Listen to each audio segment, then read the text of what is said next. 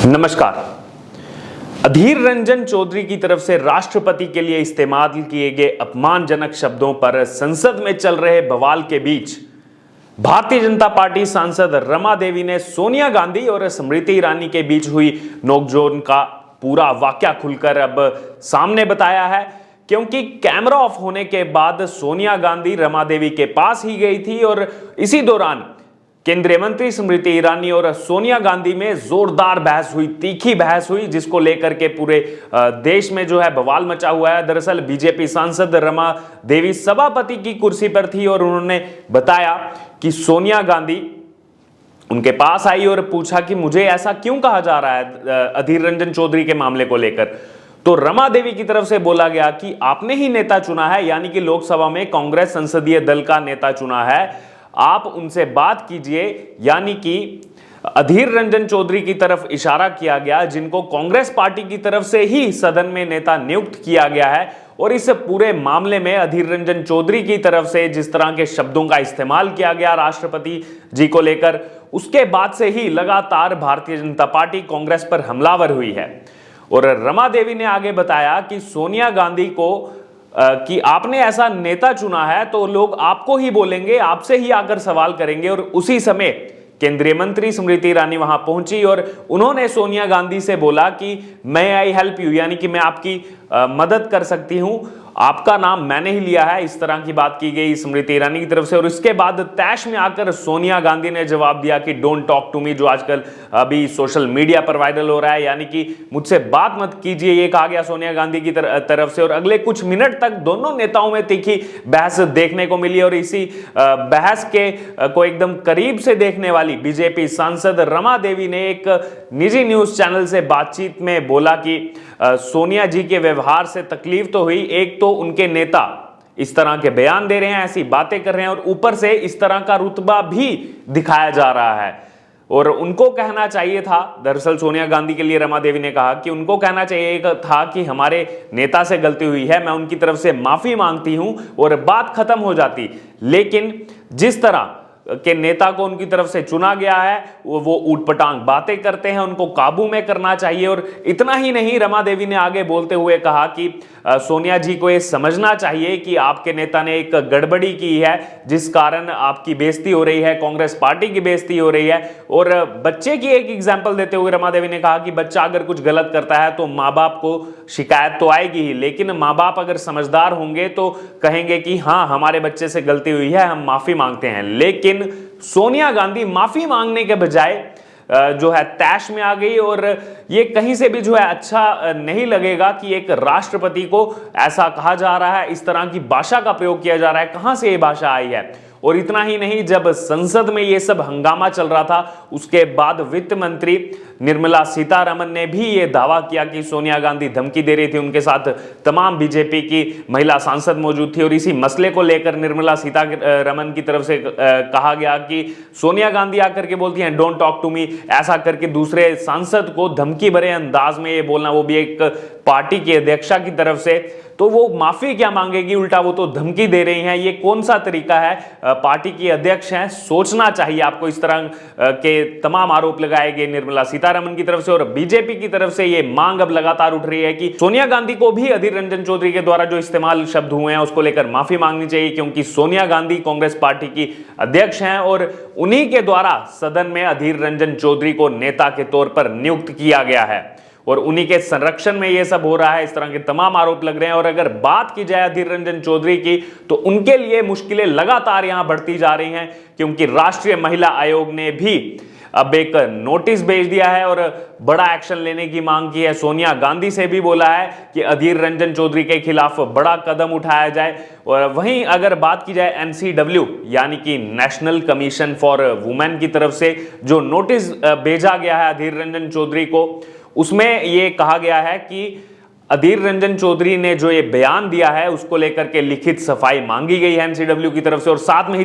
3 अगस्त को सुबह 11:30 बजे एनसीडब्ल्यू ऑफिस से बुलाया गया है। साथ में ही एनसीडब्ल्यू की तरफ से कांग्रेस की अंतरिम अध्यक्ष सोनिया गांधी को भी इसमें हस्तक्षेप करते हुए एक चिट्ठी लिखी गई है कि उनकी तरफ से, क्योंकि पार्टी अध्यक्ष हैं, एक एक्शन यहां पर लेना बहुत जरूरी है। इस तरह की बातें की गई एनसीडब्ल्यू की तरफ से। और इस बढ़ते बवाल के बीच अधीर रंजन चौधरी की तरफ से सोशल मीडिया पर ऐसा पोस्ट आया जिसमें लिखा गया कि राष्ट्रपति से मिलकर माफी मांगने के लिए उन्होंने समय मांगा था, लेकिन भारतीय जनता पार्टी लगातार सोनिया गांधी पर निशाना क्यों साध रही है। और बीजेपी को चुनौती दी अधीर रंजन चौधरी ने कि आगे आकर मुझसे लड़े हमारे नेता जो महिला हैं उन्हें टारगेट ना किया जाए। तो यहां पर अगर आप तुलना करें अधीर रंजन चौधरी की जो उन्होंने कहा है, ऐसा लगता है कि उनको दुख है इस बात का कि बीजेपी सोनिया गांधी को क्यों इतना घसीट रही है।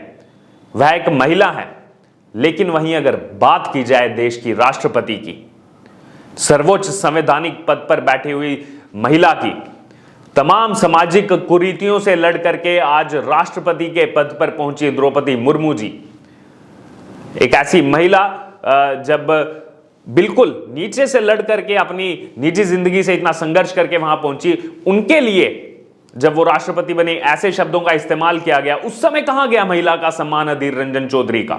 क्या ये सिर्फ सेलेक्टेड रिस्पेक्ट है? क्योंकि अगर गौर किया जाए तो शुरू में अधीर रंजन चौधरी की तरफ से बोला जा रहा था कि उनसे एक चूक हुई है तो माफी मांगने का तो सवाल ही पैदा नहीं होता। इस तरह की बातें की गई अधीर रंजन चौधरी की तरफ से, वीडियो सामने है और वो कहते आए हैं कि माफी क्यों मांगू। लेकिन देश भर में कांग्रेस और अधीर रंजन चौधरी के खिलाफ जिस तरह से आवाजें उठी, जिस तरह से सोशल मीडिया पर प्रतिक्रिया आई, उसके बाद उन्होंने अपना बयान पलटा और बोला कि मैं राष्ट्रपति जी से स्वयं जाकर मिलूंगा और अगर उनकी भावनाएं आहत हुई होंगी तो मैं उनसे माफी भी मांग लूंगा। क्या वो एहसान जताना चाह रहे हैं? और वहीं इस बात को लेकर जब बीजेपी नेताओं से हमने बात की, जब प्रोटेस्ट उनका निकला हुआ था, तो उनकी तरफ से बोला जा रहा था कि मात्र राष्ट्रपति के दिल को जो है ठेस नहीं पहुंची है, बल्कि पूरे देश के हर एक नागरिक को ठेस पहुंचाने का काम अधीर रंजन चौधरी की तरफ से किया गया है। क्योंकि अगर बात की जाए राष्ट्रपति पद की, तो राष्ट्रपति देश का सर्वोच्च पद है और गैर राजनीतिक पद है। राष्ट्रपति हमारी आर्म्ड फोर्सेस की भी सुप्रीम कमांडर हैं। तो उनके लिए ऐसी भाषा का इस्तेमाल होना यानी कि पूरे देश के अपमान होने बराबर है। इसलिए बीजेपी लगातार ये मांग कर रही है कि सोनिया गांधी और अधीर रंजन चौधरी को पूरे देश से माफी मांगनी चाहिए। क्योंकि जिस लहजे में अधीर रंजन चौधरी की तरफ से कहा गया, उससे तो यही समझ में आता है कि उन्हें अपनी गलती का बिल्कुल भी एहसास नहीं है और सिर्फ जो डैमेज हुआ है उसको कंट्रोल करने की कोशिश अधीर रंजन चौधरी की तरफ से चल रही है। लेकिन अगर बात की जाए तो बीजेपी इसको लेकर पूरी तरह से हमलावर हो चुकी है। क्योंकि पहली बार ऐसा देश में हुआ है कि कोई आदिवासी चेहरा उभर करके सामने आया और राष्ट्रपति पद तक पहुंचा। और शुरू से ही अगर देखा जाए, सिर्फ अगर इस वाक्या को ना लिया जाए, अगर पूरे बैकग्राउंड में जाया जाए, जब से द्रौपदी मुर्मू जी को राष्ट्रपति पद का उम्मीदवार बनाया गया एनडीए की तरफ से, तब से लगातार कांग्रेस की पार्टी की तरफ से इस तरह के बयान सामने आए, इस तरह के शब्दों का इस्तेमाल किया गया है। चाहे फिर वो अमंगल शब्द का इस्तेमाल करने की बात हो या फिर रबर स्टैंप के शब्द के इस्तेमाल करने की बात हो। तो शुरू से ऐसा देखा जा रहा है कि कांग्रेस पार्टी क्या ये स्वीकार नहीं कर पा रही कि देश में एक आदिवासी महिला आज राष्ट्रपति पद तक पहुंची हुई है। और वहीं अगर आप इस वीडियो को ध्यान से देखें, जिसमें बार बार बोला जा रहा है अधीर रंजन चौधरी की तरफ से कि मेरे से गलती से चूक हो गई, भूल हो गई, उस समय जब इस शब्द का इस्तेमाल हुआ, उस पत्रकार की तरफ से टोका गया कि आप ये क्या बोल रहे हैं, क्या ये अपमान नहीं है, तो अधीर रंजन चौधरी की तरफ से दोबारा उस शब्द को जानबूझकर इस्तेमाल किया गया।